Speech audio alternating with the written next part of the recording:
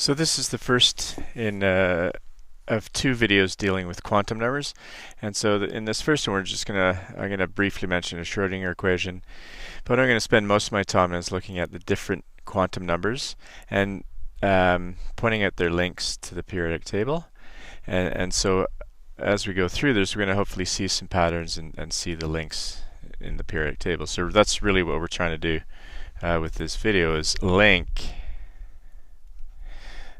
the results or answers to Schrödinger's equation, which is a component of which is shown here on the left, with the periodic table, which is really what we want to be able to do, is to be able to look at the periodic table and see those links. And I'll just give you a quick warning. You will need, or you should probably pause the video on occasion. There's a fair bit of text on this showing in this video, and I'm going to talk about it, but you might want to pause the video and have a read of the text as well. So here we go. So first of all, the Schrödinger equation. So there's a definition that's probably a little bit out of the realm of what we need to worry about. But for the physicists who are interested, it's a wave function, or a wave equation in terms of a wave function. So there's some math involved to go from a wave equation to a wave function. And it basically predicts or gives us probabilities. And so for us, the Schrödinger equation predicts the distribution of electrons. That's what we're interested in, is the distribution of electrons. And I mentioned this in the last video. We talk about a high probability of finding an electron. And so Schrödinger equation for us, really, this is perhaps a little more pertinent, generates a wave function that describes how the electrons are distributed in space. So in a nutshell, Schrödinger equation is a three-dimensional wave. So that's a little different. We certainly think of waves as being two-dimensional, but we put this Schrödinger equation puts it in 3 dimensions. These 3D waves are then known as orbitals, and so that's something that's familiar to your orbitals, these three-dimensional volumes in space. And the quantum numbers, and these are the numbers we're going to use, are the direct result of solving Schrödinger equations. Okay? So the 3 coordinates we want or use from the Schrödinger equations are these 3. The principal quantum number, which is designated as n, the Azimuthal quantum number, which is designated as L, and the magnetic quantum number is designated ML. Okay, so these 3 describe the size, the shape, and orientation in space of the orbitals. And so within those orbitals, we have electrons. The 4th quantum number is known as the spin quantum number. It's designated ms, and it designates the spin of electrons. So what we want to do then is use this set of quantum numbers. So this is what's referred to as a set of quantum numbers. And so each set of quantum numbers is able to describe the size, shape, position, and spin of an electron in an atom. And each electron must have a unique set of quantum numbers. That is, all 4 of those values as a group must be unique. So we'll see how that works in the next video, but for the time being, let's carry on with some of these definitions and types of numbers. So the first one is this principal quantum number. And so a principal quantum number is essentially describing the energy levels, or for us, the rows in the periodic table. So I can go ahead and start numbering these rows. 1, 2, 3, 4. I'm going to stop at 5.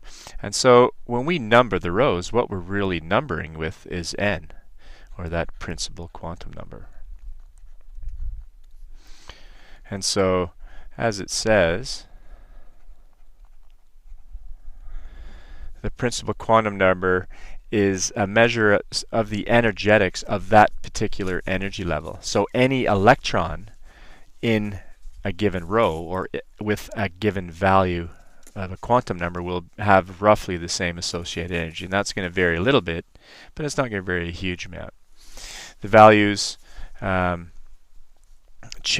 increase from first quantum number n equals 1 up to infinity. We don't go really above 5 typically.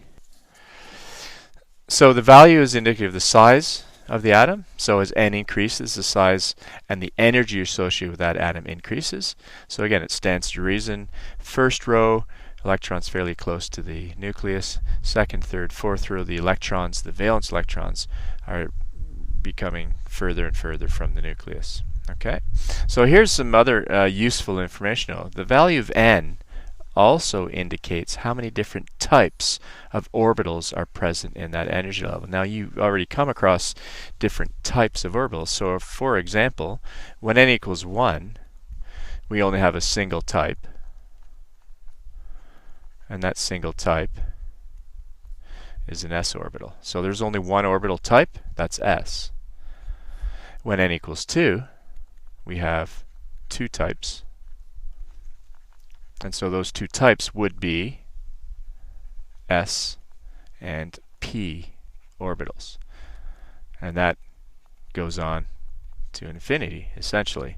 But again, we don't typically get much over n equals 4 or 5. Well, n equals 4 types, and those 4 types at that energy level would be s, p, d, and f. This is also useful. When in terms of n, we got n squared represents the number of orbitals present in a given energy level. So again, when n equals 1, 1 squared equals 1. So there is only a single orbital at n equals 1. Okay, so when n equals 2, we have 2 squared, which is 4, which means there are 4 orbitals present. And again, we already have some inkling of this because we know that when n equals 2, there's 2 types of orbitals present. There's the s type and the p type. We know there's only ever a single s orbital, and we know there's 3 p orbitals. So that's what we have there. 4 orbitals, 1 s orbital and 3 p orbitals. Now, 2n squared, what do you think that tells us? Well, this 2 is 2 electrons per orbital. So 2n squared is telling us the number of electrons in a given energy level. So again, pretty straightforward. When n equals 1, 2n squared equals 2. So 2 electrons in that single s orbital.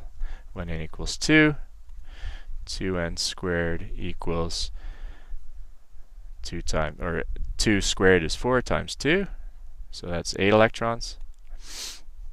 And so again, we have 8 electrons in that second energy level, and so on. So that's n, the value of n. Second quantum number, the Azimuthal quantum number, is specifically referring to the sort of the shapes of the different orbitals. But I think a better way to look at it, and a simpler way to look at it, is represents the different subshells. So this value L, the Azimuthal quantum number, is indicating to us the different types of subshells present. And so those subshells correspond to the S, P, D, F, G, etc. subshells. And so within those subshells we have different S orbitals, or P orbitals, D orbitals, etc. But so a value of L represents a subshell. So when n equals 1, and again, this calculation is not nearly as tricky as it looks like. When n equals 1, L equals 0 up to n minus 1. Well, 1 minus 1 is 0, so L equals 0 only. So there's one value of L, which means only one subshell. And that subshell is the S subshell. When n equals 2, L equals 0. You always have a value of L equals 0. But L also equals n minus 1, which is 2 minus 1, which is 1. So L equals 0 and L equals 1. That's two values of L, representing two different subshells. And we know what those subshells are. We know they're the S and the P subshells. when n equals 2, that second energy level. When n equals 3, L equals 0, L equals 1, and L equals 2. 3 subshells, S, P, and D subshells are present when n equals 3. So I think that's the best way to try to remember what the azimuthal quantum number represents. It's representing the different subshells. And you can see this from the periodic table, and this is where we have to try to make these links. So the azimuthal quantum number determines a characteristic type of subshell, be it an S, P, D, or F. And so here we can see this. N equals 3. And so when n equals 3, we have the 3s orbitals. We'll actually only have a single 3s orbital. And there it is. So these two elements with electrons would have electrons going to that single 3s orbital. 3p orbital. Well, here's the 3p orbital. And we have 6 columns. Now, this isn't really how it works, but you can kind of envision it this way. So we have 3 different p orbitals. But what we have for all of those different p orbitals is a single value of L. And L, in this case, equals 1. L equals 1 for p orbitals. I didn't mention here, L equals 0 for s orbitals. So 3 different orbitals, but each one of those orbitals is in the p subshell. And so that each one of those 3 different orbitals will have the same value of L. L equals 1. And so the 3d orbitals, and this, we're going to deal with this complexity here, but in the d block, again, we have all these orbitals across the top. Each one of those orbitals is in the d subshell, and when they're in the d subshell, L equals 2. L equals 3 for all of the orbitals as far as the azimuthal quantum number goes in the F block. And so that's how that works. This is really a link you want to try to become familiar with, because this is a really concrete link between these quite counterintuitive quantum numbers and something that should be pretty intuitive to you now. That's the periodic table. So you should endeavor to learn this link. Third quantum number then is the magnetic quantum number subscript, or M subscript L. And so this divides those subshells, those values of L I just mentioned, into individual orbitals. So this number then is related to how an individual orbit is orientated in space relative to one another. And so we need multiple values of ML within a subshell. And you see why in a minute. So when L equals 0, again, ML equals plus L through 0 to minus L. Well, that can be plus L, which is 0, through 0 to minus L, which is 0. Well, they're all just 0. But here's the important part. So that's a single value of ML, which means only one orbital. So the S block is comprised of a single orbital. I mentioned that right at the beginning. L equals 0, we're talking about the S block. So ML equals 0, we're still in the S block, and now we're talking about an individual specific S orbital. There's only one value of ML, there's only one orbital. And that changes as soon as we get to the value of L equals 1. Remember, the value of L equals 1, we're talking about the P subshell. And I already mentioned the P subshell is 6 columns wide, and so for that we need 3 different orbitals. So we must be able to generate 3 values of ML to have a unique quantum number for each one of those orbitals. So ML equals minus L through 0 to plus L, or plus L. It doesn't matter which way you go. But so plus 1, that's plus L, through 0 to minus L. So that's 3 values of ML, because there's 3 different orbitals.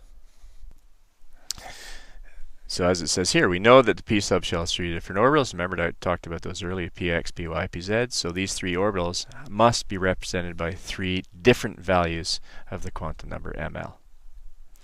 and oh, sorry. And so here, that's sort of what I'm alluding to. So s orbital, 2 electrons, 2 atoms wide. That's a single orbital. And so when it's only a single orbital, we only need one value of ml. P block, 6 columns wide, but orbitals, 1, 2, we need 3 different orbitals. And so if we need 3 different orbitals, we need 3 values of ml. And as we just saw, we have those. We have them as +1, 0, and -1. Each of those values constitutes a unique value. It represents a different orbital type. So what about when L equals 2? What are the possible values of ml? Well, again, we're in the D block now. D block is 10 columns wide, so that's 1 orbital, 2 orbitals, 3 orbitals, 4 orbitals, 5 orbitals.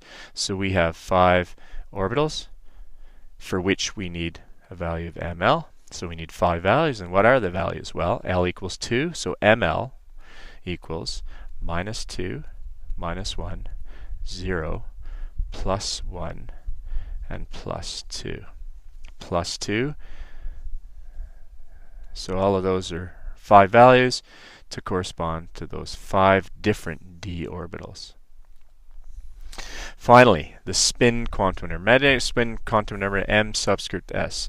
We use this number because of a postulate by Wolfgang Pauli that suggested that in a given atom, no 2 electrons could have the same set of 4 quantum numbers.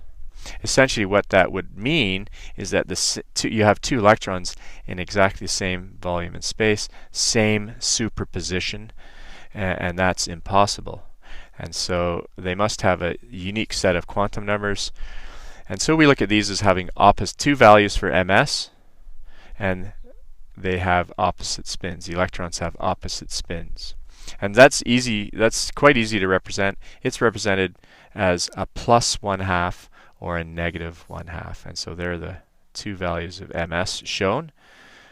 And it doesn't really matter how you designate one electron. What matters is that if you designate an electron in an orbital as +1/2, the other electron that may go in there must be -1/2. They can't be the same.